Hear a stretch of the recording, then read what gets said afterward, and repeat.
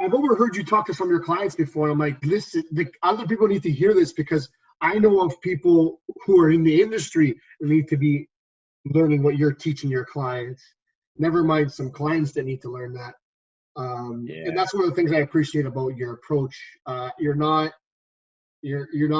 like to one side of things or the other. You're very practical. You talk about people as if they're normal humans and they're not, going to be always on that kind of thing. I really appreciate that about your approach, and I think actually that's what I want to get into now. I want you to talk a little bit about your approach where it comes to the general person, maybe not the person who wants to be the strongest person ever, maybe someone who just wants to be able to keep up with their kids, lose 10, 15 pounds and just feel better. Like, what are some of your bullet points where it comes to that?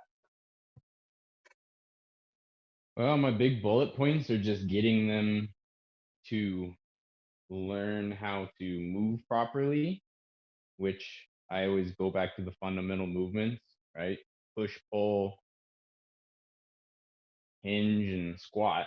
You can throw a couple more in there if you want to get specific, but I try to keep it really basic, keep it really black and white when I'm explaining stuff, because it's just like you said so many times. Our job as their trainer is to cut through all the static and all the noise and be like, okay, forget everything you've heard, or out of everything you've heard, here's what's actually important. Focus on this because you'll get your best bang for your buck, Exactly. out of it.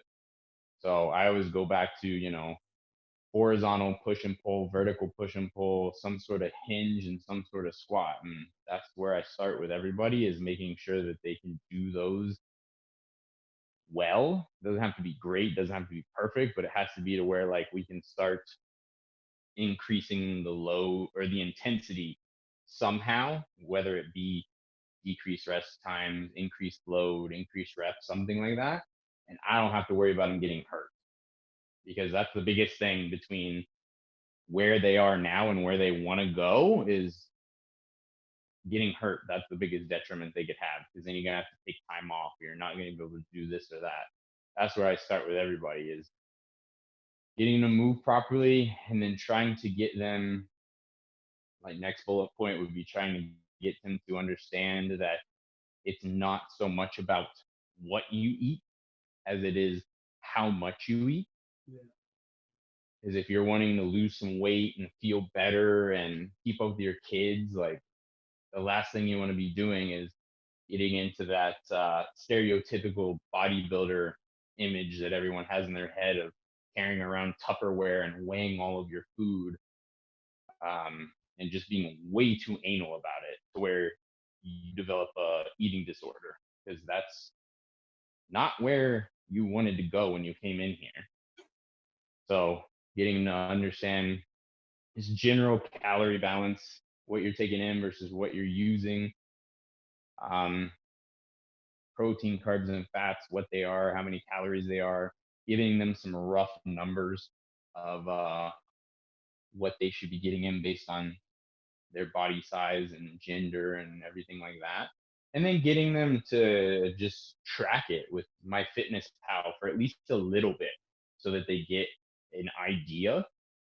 I always start off with, this is not something you're going to need to do forever. I don't even want you to do it forever. I need you to track it though to get a general idea of, what 30 grams of carbs look like, what 20 grams of protein looks like. So the same way if you went to an accountant and you're like, I want to buy a house, I need to save up an $80,000 down payment, he would set up a plan for you where he'd lay out the numbers. You need to save this much every month, blah, blah, blah. And you should be able to do it with numbers and actually track your savings for the first month or two, and then just keep doing that without having to actually write stuff down every month and be anal about it. It's the same thing with food. It's what I do. I started off weighing everything and being anal about it, and then I started realizing, oh, I'm getting a bit of a eating disorder. So how about I back off of that? And now I watch my steps every day. I got a step counter, especially now during the pandemic. Like Oh as we were yeah. talking, I'm pacing back and forth in my house, getting my steps in.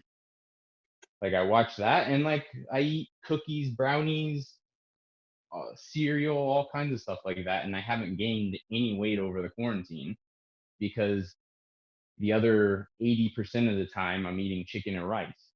But when I want to eat something, I eat something, and it's like trying. That's a huge one. Is I feel like I've helped so many people and like blown their mind is getting over that food stigma. We've talked about that before. That's oh man, that's a big problem with people. And getting over the the good versus evilness of food. That's one Yeah. Yeah. that's a pet peeve of mine. It's like you are not a terrible person because you ate that cookie. If that was true, I will be the devil. And I've got like a Lucifer right giant, here. That's where. yeah, I've got like a giant, I don't know, 18 pack of those like sugar cookies over here to prove it. The ones with like all the icing on it. It just tastes like sugar. Like my wife can't even take a bite of it. Um, those are the first two bullet points. Get them moving properly. Make sure they understand nutrition.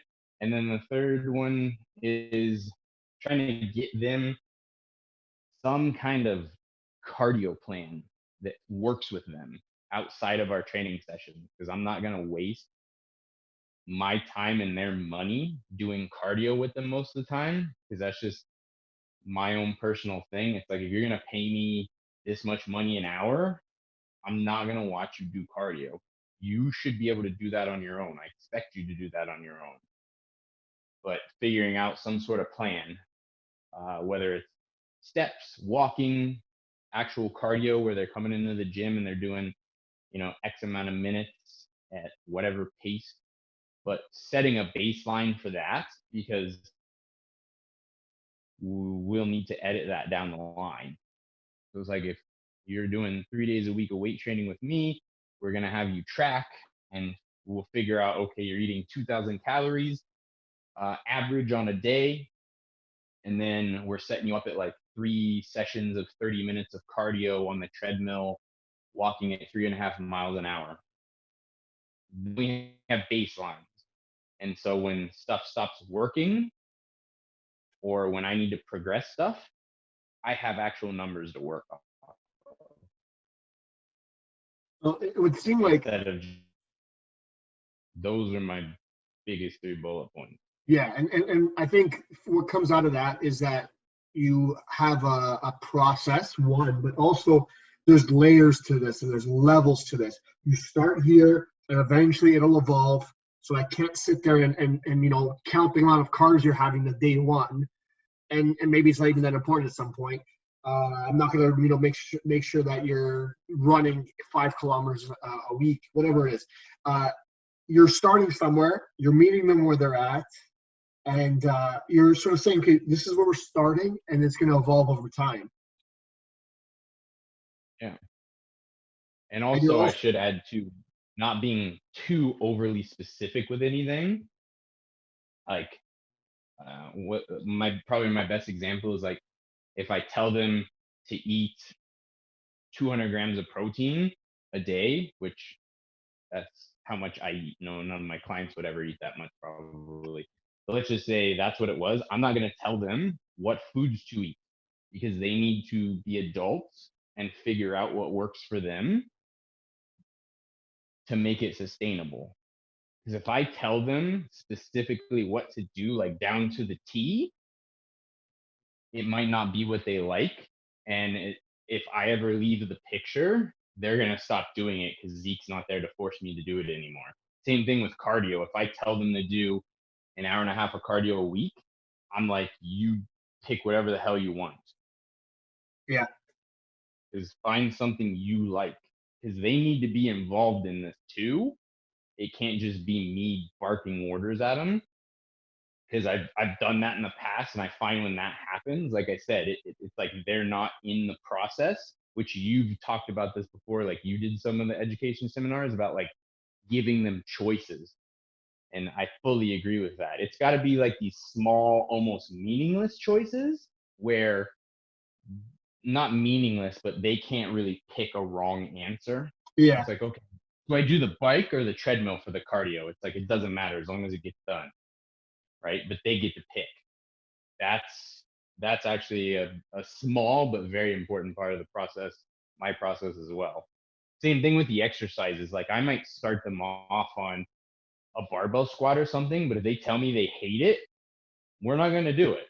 There's so many alternatives because in my mind, I'm like, it just needs to be a squat pattern. I don't care. It could be a machine, it could be a trap bar squat pattern, it could be a goblet squat, like whatever.